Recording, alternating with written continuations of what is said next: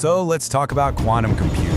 I mean, this is the stuff that could completely change our world, right? We're talking about revolutionizing everything from medicine to, well, you name it. But here's the thing about powerful tools. They've always got two sides. One side promises this amazing future, but the other? It could pose a massive threat to, well, our entire digital lives. So let's get right into it. All right, take a look at this. It looks like something straight out of a sci-fi movie, doesn't it? But it's real. This is the heart of a quantum computer. And what these machines can do is just mind-boggling. They're built to solve problems that our best supercomputers today just can't touch. I mean, think about it. Designing brand new life-saving drugs, creating materials we've only dreamed of. The potential here is absolutely staggering. But, and this is the big but, what if all that incredible power could be turned against us? What if it could just smash through the very things that protect our digital world? You know, the encryption that keeps your bank account safe, your messages private, and even protects national secrets? That right there, that's the huge challenge we're up against. Okay, so to really get a handle on this threat, we have to talk about how our digital security actually works today. It really all boils down to locks. Except these aren't your typical metal locks with keys. Nope, these locks are made entirely out of math. For years now, our digital world has been protected by something called public key cryptography. And the whole thing is built on a pretty clever idea, a math problem that's super easy to create, but insanely hard to solve. It's kind of like this. Imagine I give you a gigantic number, and your job is to find the two specific prime numbers that, when you multiply them, give you my number. For a regular computer, that could take literally thousands of years. And that really hard problem, that's the digital lock on everything we care about. And the way it works is with two keys. There's a public key that you can give to anyone, no problem. And then there's a private key that you guard with your life. So someone can use your public key to lock up a message, but here's the magic. Only you can unlock it with your secret private key. A hacker's entire goal is to somehow get their hands on that private key, and for decades, that's been pretty much impossible. Emphasis on has been. Okay, enter Shor's algorithm. This is the absolute game changer. You can think of it as a cheat code that's just for quantum computers. It's specifically designed to crack those impossibly hard math problems we just talked about, and it does it with scary speed.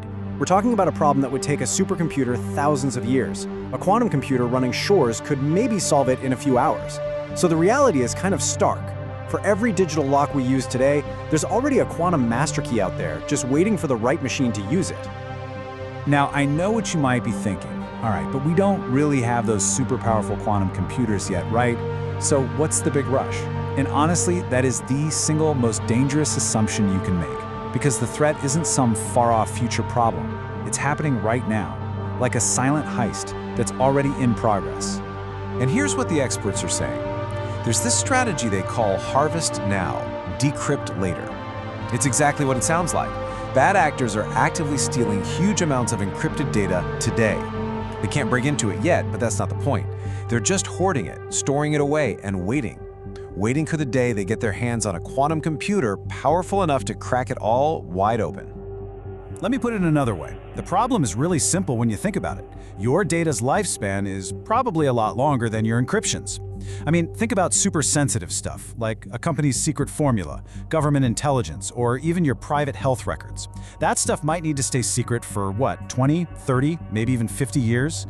But the encryption that's protecting it today, it might be useless in just 10. See that gap? That's the danger zone. So let's just walk through a scenario. Let's say some really important data gets created and encrypted today, in 2025. An attacker steals it. They can't read it, so they just stick it on a hard drive and wait. Fast forward to, say, 2035. A powerful quantum computer finally gets built. All of a sudden, that data they stole back in 2025 is completely exposed, long before its 20-year secrecy period is up. That is why this is an immediate problem. Okay, so if our old digital locks are basically broken, what do we do? Well, we build new ones, better ones. And that's exactly what the smartest people in cybersecurity have been working on for years. The solution has a name: Post-Quantum Cryptography, or PQC for short.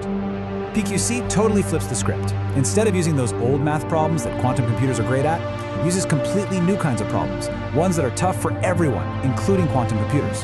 The one that's getting the most traction is called Lattice-Based cryptography.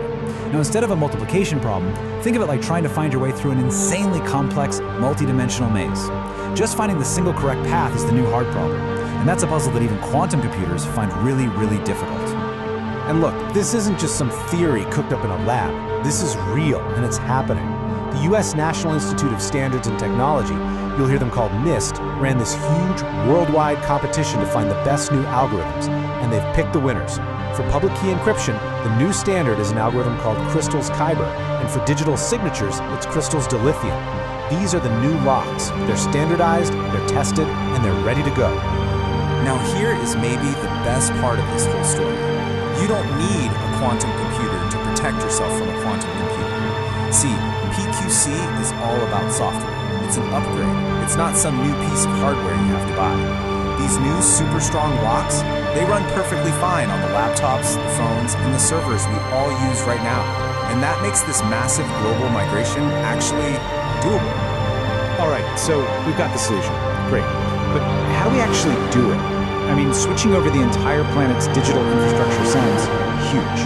And it is, but the good news is there's a clear roadmap to get it done. This whole migration plan really breaks down into 3 big steps. Step 1 is inventory. Basically, you have to figure out where all the old, vulnerable crypto is hiding in your systems. You can't fix what you can't find. Step 2 is hybrid deployment. This is a really clever idea where you use both the old and the new algorithms at the same time. It gives you immediate protection and keeps things compatible. And finally, step 3 is building for something called crypto agility. This just means designing your system so that you can swap out encryption algorithms easily in the future, just in case you ever need to again. So that hybrid approach we just mentioned, it's a lot like putting 2 completely different locks on your front door. If a burglar figures out how to pick one, the other one is still there holding strong. In the digital world, this means your data is protected by both the old classic algorithm and the new PQC algorithm. An attacker has to break both. It's a great way to get quantum proof right now while still having the old trusted system as a backup. And that same idea works for digital signatures too. Using this hybrid model, make sure an attacker can't just, peel off the new PQC signature and try to trick the system into thinking only the old, weaker one is there. It's a really smart way to stop something called a downgrade attack and make sure you're always using the strongest security you've got. Okay, let's pause for a quick reality check here. You hear a lot of scary stuff, right? Talk of a quantum apocalypse or Q-Day, this moment when all encryption just breaks all at once. The truth is a little more complicated than that. If you look at where we are now, there is a massive gap between the quantum computers we have today and the kind of machine you'd need to actually break our current encryption. Today's machines have, maybe, a few hundred physical qubits. But to pull off the attack, you need thousands of what are called logical qubits, which are much more stable and powerful. So the good news is we have some time to prepare. The bad news? That window to prepare is absolutely closing. So when you put it all together, you see that this shift to post-quantum crypto isn't like flipping a switch. It's a journey. It's going to take years of planning, assessing risks, and slowly rolling out the changes. But the most important takeaway here is that the journey has to start now. We can't wait. So here's the bottom line.